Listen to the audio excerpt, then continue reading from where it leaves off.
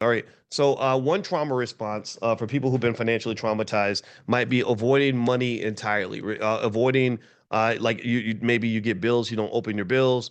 You know your credit score is bad, so you don't even look at the credit score. You don't talk about finances because you don't want to talk about how broke you are because maybe it's depressing. Anybody ever gone through that? I've gone through that. I know what it's like to like just be in denial. Like, man, ain't no point in me even thinking about this issue because it's just gonna ruin my day. Number two, this is another one I have. Overworking or hustle obsession. Constantly chasing income with a fear, driven by fear of being broke or repeating past financial struggles. I think that's a big one. Anybody like work extra hard because you don't want to go back to the way things used to be? Almost like a former inmate who says, I ain't going back to jail. I ain't never going back to jail, right? Because being poor is like being in prison. It's terrible. And I'm kind of like that. I've always worked hard. But I'm kind of like a proud workaholic. I kind of like the fact that I work a lot.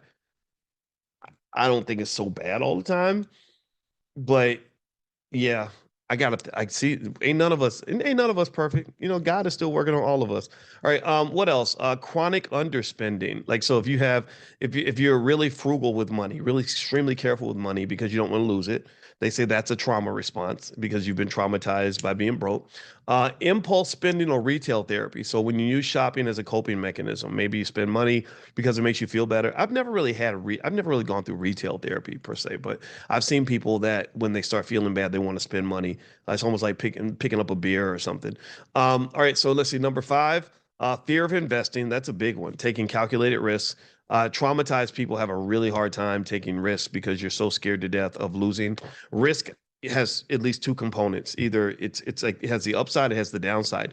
So if you have what we call in finance, we talk about what you call these things called utility functions. So if we can look at it mathematically. So if your utility function is what they call concave, if it's like sloped a certain way, you really are what they call risk averse. Risk averse means that you don't like to take risks. So it means, for example, if you think about that show Deal or No Deal, if you remember on Deal or No Deal, they used risk aversion to do their calculations. And what they would do is they'd say, which would you rather have, a 50-50 chance to win $1 million or $100,000 cash? Right now, if you take point 0.5 times a million, it's 500,000. So a risk neutral person, meaning a person who doesn't care about risk one way or the other, they don't love it, they're not afraid of it. They're gonna make the deal for 500,000. They would take 500,000 because that's the what they call the expected value. That's the average between the two numbers.